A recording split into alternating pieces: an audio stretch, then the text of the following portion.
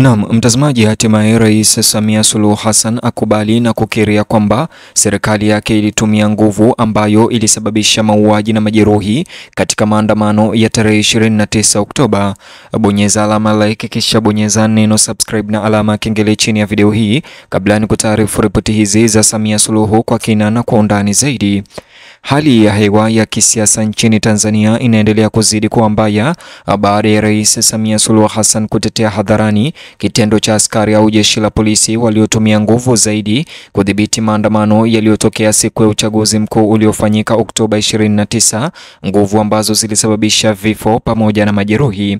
Akizungumza katika mkutano mkubwa wa hadhara katika mji mkuu Dodoma, Rais Samia alisisitiza kuwa polisi wanatekeleza wajibu wao wa kikatiba wa kulinda amani na kulinda raia, na kusema ya kwamba nguvu kubwa iliyotumika na jeshi la polisi ililingana au kuendana na machafuko makubwa yaliyotokea. Alisema kuwa maandamano hayo yalionyesha dalili za wazi za kuongezeka kwa ghasia na machafuko zinazodaiwa kuratibiwa na baadhi ya watendaji wa kisiasa wanaotaka kuvuruga utulivu wa kitaifa katika wakati muhimu wa uchaguzi. Katika matamshi yake mazito, Rais Samia alisema si jambo la msingi na si haki kuwalaumu polisi kwa kutumia nguvu kubwa kutawanya maandamano hayo, akisisitiza kwamba mazingira ya hapo awali yanahalalisha hatua madhubuti za kuzuia machafuko, na kusema ya kwamba nguvu kubwa iliyotumiwa na polisi iliweza kulingana na nguvu kubwa ambayo ilitumiwa katika machafuko hayo na waandamanaji. Kulingana naye, vyombo vya usalama vya Tanzania vina wajibu wa kuhakikisha kuwa uchaguzi unaendelea kwa amani na kwamba raia wanasalia salama katika mchakato mzima. Alionyesha wasiwasi wake kwamba vijana kadhaa wamepotoshwa na taarifa potofu na kujiunga na maandamano bila kuelewa kikamilifu athari za kisiasa au hatari zinazoweza kuhusika. Katika hotuba yake leo mjini Dodoma, Rais Samia alisisitiza msimamo wake kwa hoja kwamba jukumu la kudumisha utulivu wa umma ni la vyombo vya dola, na kwamba ukosoaji unaowalenga polisi uelekezwe kwa wale wanaodaiwa kuwatumia vijana kwa maslahi ya kisiasa na sio kulaumu polisi. Alisisitiza haja ya elimu ya uraia ili kuzuia matokeo kama hayo katika siku zijazo. Matamshi yake hasa sehemu ambayo alisema kwamba si sahihi kuwalaumu jeshi la polisi la Tanzania kwa kutumia nguvu kubwa, mamlaka ambayo yalikuwa na dalili za kuvuruga usimamizi wa taifa na kujaribu kupindua serikali, yamezua mjadala mkali wa kitaifa. Matamshi haya leo, mwitikio wa umma katika majukwaa mbalimbali ya mitandao ya kijamii ya hotuba hii ya Samia umechanganyikiwa na kushtushwa na hisia. Baadhi ya Watanzania wanaunga mkono msimamo wa Rais Samia Suluhu, wakisema kwamba ni lazima serikali na jeshi la polisi tangulize utulivu na amani, hasa wakati wa uchaguzi, wakati mvutano unazidi kuongezeka. Watu hawa wanaamini kwamba bila uingiliaji madhubuti kutoka kwa polisi, maandamano hayo yangeweza kuenea na kuwa ghasia zilizoenea ambazo zinaweza kutishia usalama wa taifa, kuharibu mchakato wa uchaguzi na kusababisha majeraha au kupoteza maisha. Hata hivyo, sehemu nyingine ya idadi ya watu imeibua maswali muhimu kuhusu kama nguvu iliyotumiwa na maafisa wa polisi ilikuwa ya uwiano au hata muhimu. Wananchi wengi wamedai maelezo ya uwazi na ya kina kutoka kwa serikali kuhusu jinsi maandamano hayo yalivyofanyika na ikiwa maafisa walizingatia viwango vinavyokubalika vya udhibiti wa umati. Wale wanaokosoa msimamo wa serikali wanasisitiza kwamba kudumisha utulivu haipaswi kuathiri haki za kimsingi za kiraia pamoja na haki ya kukusanyika na kuelezea upinzani.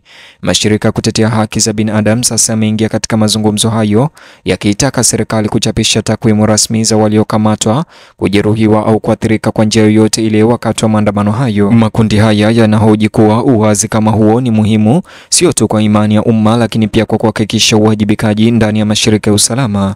Wanasisitiza haja ya mafunzo maalum kwa maafisa wa polisi juu ya kusimamia maandamano ya raia bila kusababisha maafa ya vifo bila kutumia nguvu kupita kiasi, wakipendekeza kuwa mageuzi hayo ni muhimu kwa ajili ya kidemokrasia.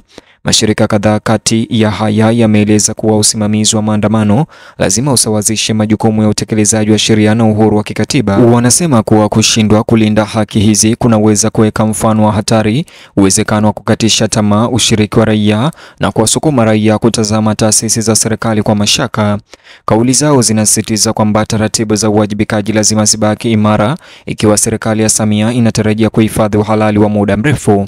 Wachambuzi wa kisiasa wanaochunguza hali hiyo, wanasema maoni ya Rais Samia ya kukubalia kwamba polisi walitumia nguvu dhidi ya waandamanaji katika maandamano hayo yanawakilisha juhudi za serikali za kuimarisha imani ya umma kwa taasisi za usalama na kuongea ukweli.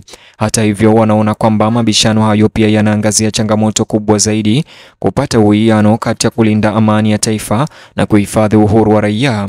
Kulingana nao, ni lazima serikali ihakikishe kwamba kulinda taifa kukandamiza nafasi ya kidemokrasia bila kukusudia au kuleta hisia za vitisho miongoni mwa wananchi wanaotaka kuwasilisha malalamishi yao kwa amani.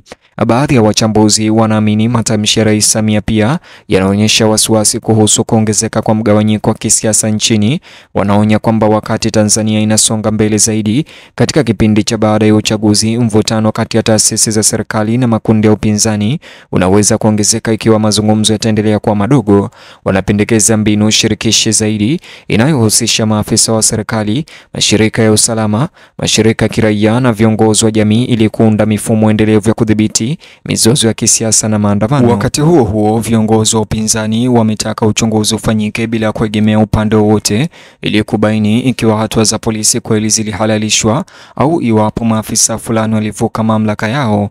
Wanadai kuwa utetezi wa haraka wa serikali kwa polisi unaweza kuathiri uhuru wa uchunguzi unaoendelea, ingawa wanatambua umuhimu wa amani na utulivu. Sauti za upinzani zinasisitiza kwamba uwajibikaji haupaswi kuathiriwa.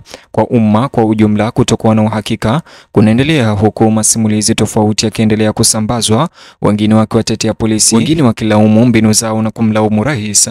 Wananchi wanazidi kutaka ufafanuzi kuhusu nini hasa kilifanyika Oktoba 29, ikiwa ni pamoja na aina ya maandamano, kiwango cha mpangilio nyuma yao na kiwango cha nguvu iliyotumika.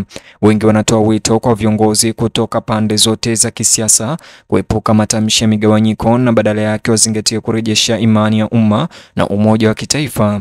Katikati ya mjadala huo unaoibuka, tume ya uchunguzi iliyoteuliwa na Rais Samia inaendelea na majukumu yake. Tume hiyo iko katika harakati ya kukusanya ushahidi kupitia ushahidi na kuwahoji waandamanaji na maafisa wa kutekeleza sheria waliohusika katika matukio hayo ya maandamano.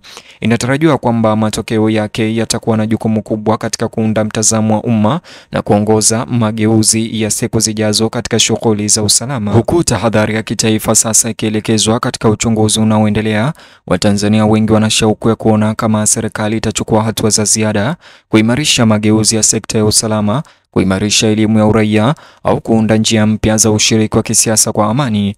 Matumaini mapana zaidi miongoni mwa wananchi wengi ni kwamba mivutano iliyochochewa na matokeo ya Oktoba 29 itatoa fursa ya uboreshaji wa maana wa kitaasisi badala ya kuzidisha migawanyiko iliyopo. Huku sasa Samia Suluhu akikiri na kukubali kwamba nguvu kubwa ilitumika katika maandamano na jeshi la polisi, kwa sasa nchi nzima inasubiri, huku mazungumzo yakiendelea katika majumba ya kiserikali, majukwaa ya vyombo vya habari, mabaraza ya umma na duru za kisiasa. Iwapo utetezi wa rais kwa polisi utatuliza anga kitaifa au kuchochea zaidi mjadala na migawanyiko katika nyanja za kisiasa bado haijajulikana. Jambo la hakika hata hivyo ni kwamba matukio ya Oktoba 29 na majibu rasmi yaliyofuata yamefungua ukurasa muhimu katika mazungumzo yanayoendelea na kuibua hasira kwa wengine. Mtazamaji, ni hayo tu niliyokuandalia. Nijuze maoni yako kuhusiana na taarifa ama hotuba hii ya Rais Samia Suluhu Hassan.